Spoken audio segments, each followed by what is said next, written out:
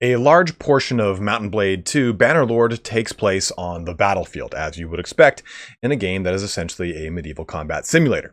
But one of the big things about Bannerlord is that battle system is quite complex, and there are a number of ways that you can actually execute your attacks on the enemy. From simple commands to a whole wide range of formations and approaches. So if you have no interest in learning the battle system, pressing F6 is a pretty carefree way to approach combat right now. Up until this point, I think I was just letting my units charge in anyway, so you don't need these advanced tactics until you start fighting bigger and scarier armies, ones with more unit diversity that require more finesse. Hopefully, this should help you get there. To start this video, we aren't going to jump directly into the battlefield, but instead, we're going to jump into the party screen. The proper execution of tactics relies heavily on setting yourself up for victory out of the gate, so let's start there. So here we are at the party screen. Again, this is where your success is going to start. And one thing I want to note is that in Warband, you could simply organize your party through this screen and it would have an effect on what things went to hideouts and how the actual battle map formed up. It's not that way anymore, unfortunately. So what you have to do is, I've got all my guys organized by tier and then their respective unit type. You don't need to do that. I'm just anal retentive. But let's go ahead and click on these Imperial Trained Infantrymen. In the upper right corner here, we get their level, we get their wage, but we also get their formation number. So what you have to do is then set the formation number to all the things you want to your corresponding, what I'll just call control group. You think of a control group in your standard RTS, it's the same as it is in this game. You're not pressing 1 to control that group directly. It's when you press F1 to then issue commands. You'll have them preset up to their formations. And the game has some cooked in formations. 1 is infantry, 2 is ranged, 3 is cav, 4 is horse archers, 5 is skirmishers, 6 is heavy infantry, 7 is light cav, and then 8 is your heavy cav. Now you can do it that way if you want. I'm not going to. I just everything a little bit easier for myself. So all my infantry, I'm going to set to 1. And then all of my archers, let's set this, yeah, all my archers should be set to 2. The game will just auto-assign these sometimes. So keep in mind, it should set them properly, but I think there's enough bugs in the system that it'll set them kind of willy-nilly. So, okay, yeah, and you too. So one last note though, before we jump into the actual battlefield, is that take a look at your characters to your companions. They can also be set to formations. Yarly Coalbiter here is a beast with a two-handed axe, and he's a really good rider. So I'm going to set him to my cav. Para Willowbark is a pretty decent range combatant though, so I'm going to send her to 2 in my ranged units. So make sure you set your companions to their respective formation as well as in accordance with their skills. But this is how you really kind of bake in success for your battlefield campaigns. Alright, so here we are on the battlefield. So before I actually get going with some of our battlefield commands, I just want to give you guys some real quick little tricks that I learned.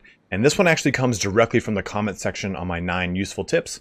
I'll link that in the upper right corner. But if I press W, I just kind of trot forward, and if I press S, it just kind of stops. Well, if you double press W, he will immediately jump into a gallop. And if you double press S, you will immediately come to a stop. So those alone are like total game changers for me. So another little thing I want to show you guys is if you hold down Alt on the battlefield, you can see where your units are, the corresponding unit type, and where the enemy is, as well as the distance relative to you, the player. So I think this is a really good idea as far as giving you a good sense of where the battlefield is and what your allies are around you and where your enemies are. So let's also bring up F1 here real quick. So you see at the very top our formations, 1, 2, and 3. So how do you select all of them? Well, all you have to do is press a number that is not bound to a formation. So for instance, we don't have a 4th formation. So pressing 4, everybody listen to me. I get the whole entire group selected. So this is a great way to select the entire army on the fly. If you just don't remember which numbers are selected, just press F1, then press a number that you know is not a formation. Boom, set. Also, let's say you don't want your cav to charge or you don't want your cav to do anything. You can select just a set number of formations. Holding down Control, then pressing 1 and 2, oops, sorry, 1, 2, 3, however you want, allows you to stack up as many formations as you want. Let's say I've got 1 selected, I hold down Control, then press 2, and now my archers and my infantry are selected. Or let's say I've got multiple cav forces and I want all of them to charge. Well, I can select all of my multiple cav forces, holding Control, then give that order. So this allows you to get a lot more flexibility with your formations. And now one last thing, one last little quick trick is our dialog boxes on the left. This is what we're going to be clicking through and moving through to make our commands across the battlefield. So by pressing F1, I can bring up all my positions. Then I press F9 to go back, 2 for facing, F9 to go back, 3 for form, F9 to go back. Well, you don't need to press F9. If you bring up movement, you can simply right-click and it will go back to the parent menu, and so on and so forth, or further down the route. So if I press F1 again, though, and you see that I've got F1 through F7 bound to commands here, well, if you press F8 or any F key that is not bound to a command, it'll jump you back a menu. So for instance, F2 facing, oh, I'm just going to press F4, jumps me back a command.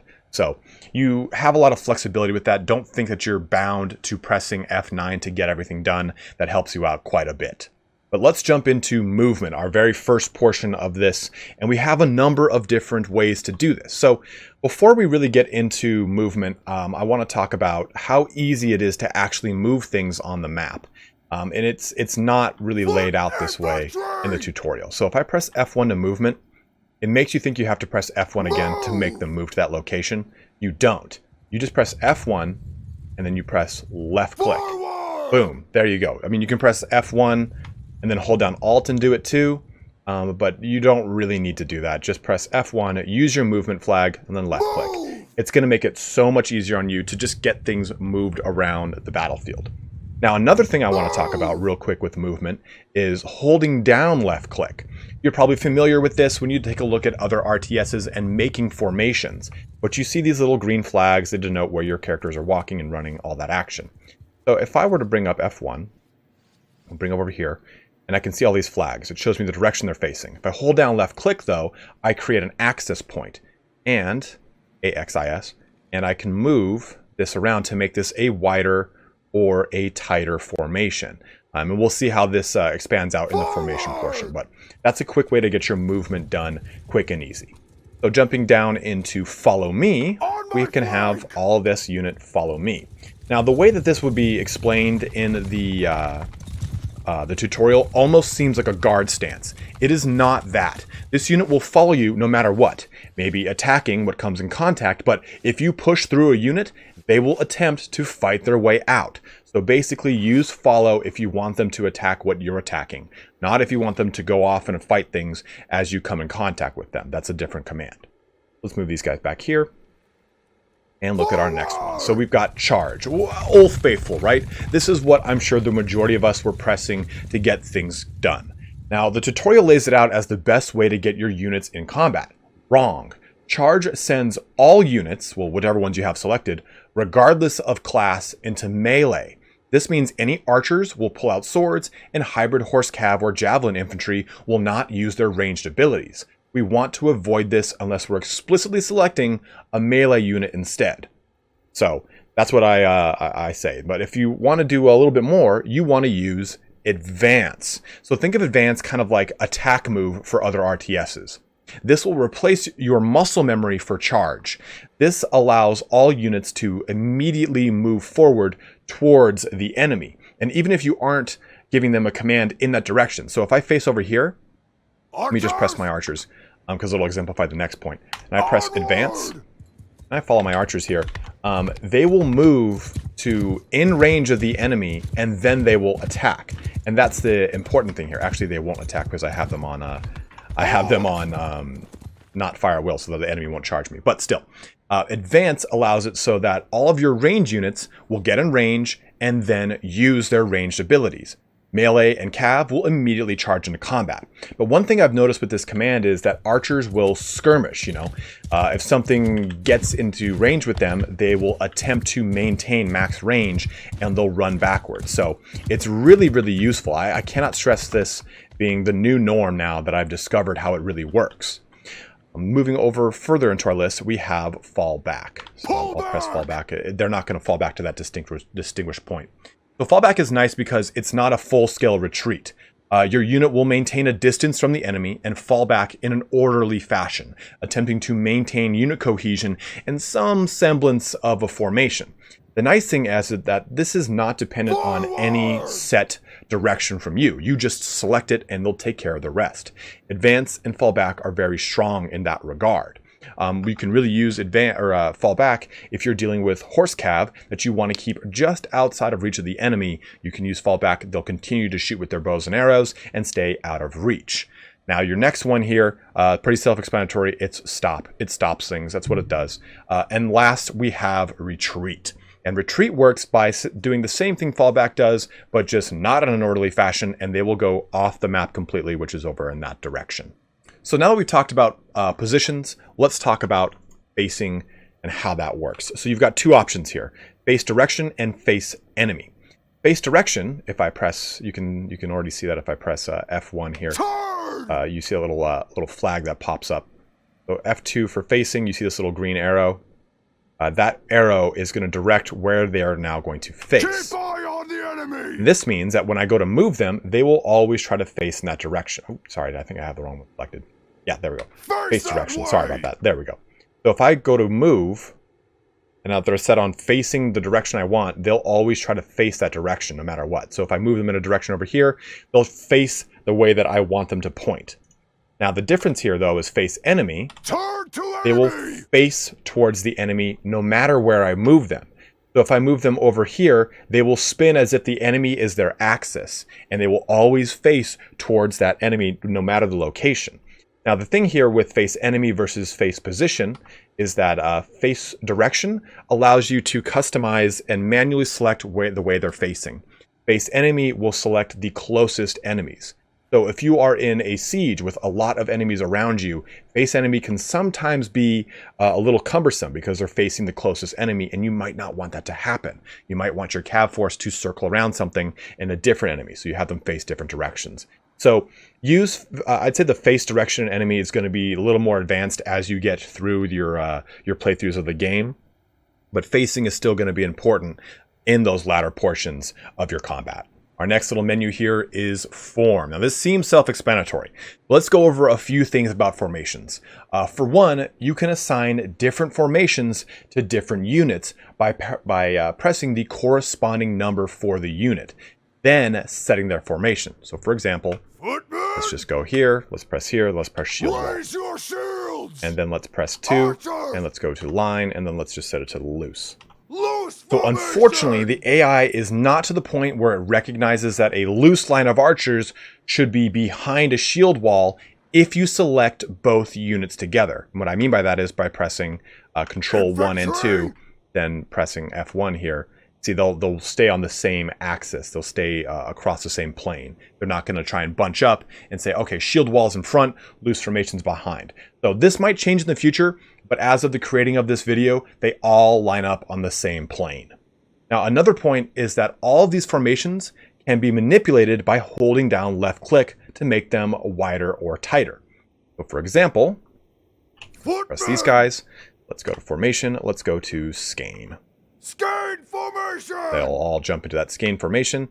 So I can make this skein formation tighter with more layers to it, like this, or I can hold down left click and make it very, very wide as one large wedge. And they'll do that as they see fit, as they run over there. I mean, the same thing can be done, of course, with my infantry in making a very tight shield wall like this. Forward! Or making, again, a very wide shield wall like this. So just take a look at those things. Use your left click to really kind of drag and drop how you want to do this. But let's jump really quick through the formations. I'm not going to just tell you every little thing about them. It's because there's a lot of it's going to be homebrew to tell the way you're going to be fighting. But line is pretty straightforward. It's a straight line. It's best used for archers or just infantry. I mean, there's nothing inherently bad or good about a straight line of men. So don't worry about that one, whatever you want to do. Shield wall is going to be ideal for infantry with shields. as you would have expected. Larger shields will benefit from this, especially Sturgians, who use this as a centerpiece to the tactics of their army. And this can be helpful during sieges, but be wary that it does make for a juicier catapult target. Now we also have loose. I recommend the next one down, of course, that you use this to keep your archers in this formation. It'll reduce damage from massed charges and return fire. This is also beneficial during sieges if you're charging through artillery and archer fire for, say, cav. I mean, you could use it on your infantry as well, too. Now, circle is nice for spearmen if you're dealing with lots. Here, I'll just press the circle button. If you're dealing with lots of cav and you want to have archers in your center, or even horse archers to have them in a fall back stance, constantly firing at the enemy. But keep in mind though, if you put them in circle and fall back and shoot and such, they won't do the cool moving pinwheel that you see in other war games and is famous from history. It'll just be a sloppy circle moving backwards. And lastly, well, not lastly, but one of the most important ones, I'd say is, jump back here, and there is skein, or your typical wedge formation. Now you also have column, which is going to be pretty self-explanatory. They're going to form up into a column.